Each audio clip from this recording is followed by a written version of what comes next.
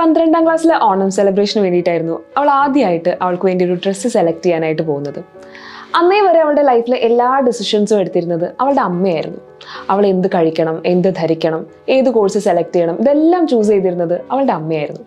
പക്ഷെ അന്ന് ആദ്യമായിട്ട് ഒരാൾ അവളുടെ അടുത്ത് ചോദിക്കുകയാണ്, എന്താ നിന്റെ ഇഷ്ടം, അല്ലെങ്കിൽ നിനക്ക് എന്താ വേണ്ടത് എന്നുള്ളത്.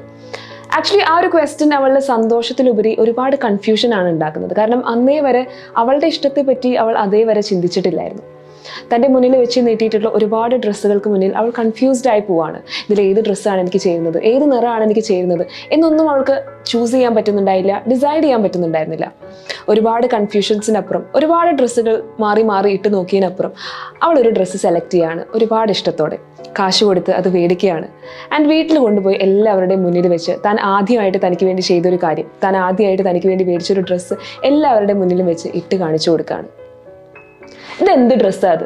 ഇതാണ് നിന്നെ ഞാനൊരു കാര്യം ഏൽപ്പിക്കാത്തത്. ഒരു കാര്യം വൃത്തിക്ക് ചെയ്യില്ല.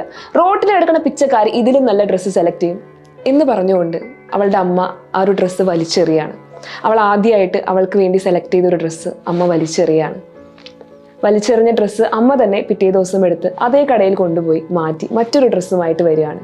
നീ ഇത് ഇട്ടാൽ മതി, ഇതാണ് നിനക്ക് ചേരുന്നത് എന്ന് പറഞ്ഞുകൊണ്ട്. ഇന്ന് അവളൊരു അഡൾട്ടാണ്, തൻ്റെ 20s എത്തി നിൽക്കുന്ന ഒരു അഡൾട്ട്. അന്ന് അവിടെ വലിച്ചെറിയപ്പെട്ടത് അവളുടെ ഉള്ളിലൊരു ഡിസിഷൻ മേക്കർ കൂടിയായിരുന്നു.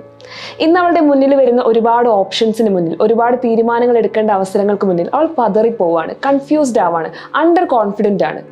എല്ലാത്തിനും, എന്തിനും ഏതിനും മറ്റുള്ളവരെ ഡിപ്പെൻഡ് ചെയ്ത് വരുന്ന ഒരു അഡൾട്ടായി മാറിക്കൊണ്ടിരിക്കുകയാണ് അവൾ. പറയാനുള്ളത് പ്രിയപ്പെട്ട അച്ഛനമ്മമാരോടാണ്. നിങ്ങളുടെ മക്കളെയും ഇതുപോലൊരു സ്റ്റേറ്റിലൂടെ കടന്നു പോകണം എന്ന് നിങ്ങൾക്ക് ആഗ്രഹമുണ്ടോ? ഒരിക്കലും ഉണ്ടാവില്ലല്ലേ? എങ്കിൽ നിങ്ങളുടെ മക്കൾക്കും കുറച്ചും കൂടെ പരിഗണന നൽകാം. നിങ്ങളുടെ മക്കളെ നല്ല കോൺഫിഡൻ്റ് ആയിട്ട് നിങ്ങൾക്ക് കാണാൻ, ഇൻഡിപെൻഡൻ്റ് ആയിട്ട് കാണാൻ നിങ്ങൾക്ക് ആഗ്രഹം ഉണ്ടെന്നുണ്ടെങ്കിൽ നിങ്ങളുടെ മക്കളുടെ കുഞ്ഞു കുഞ്ഞു ഇഷ്ടങ്ങൾക്ക് അല്പം പരിഗണന നൽകാം.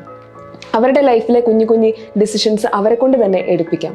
ഫാമിലിയിലുള്ള ഡിസിഷൻസിൽ അവരെയും ഭാഗമാക്കാം. ഒരു കൊളാബറേറ്റീവ് ഡിസിഷൻ മേക്കിങ്ങിൽ അവരെയും പങ്കാളികളാക്കാം. അവരെടുക്കുന്ന തീരുമാനങ്ങൾ ഒരുപാട് മിസ്റ്റേക്സ് വന്നേക്കാം, പക്ഷേ അവർ ആ മിസ്റ്റേക്സിൽ നിന്ന് പഠിക്കട്ടെ.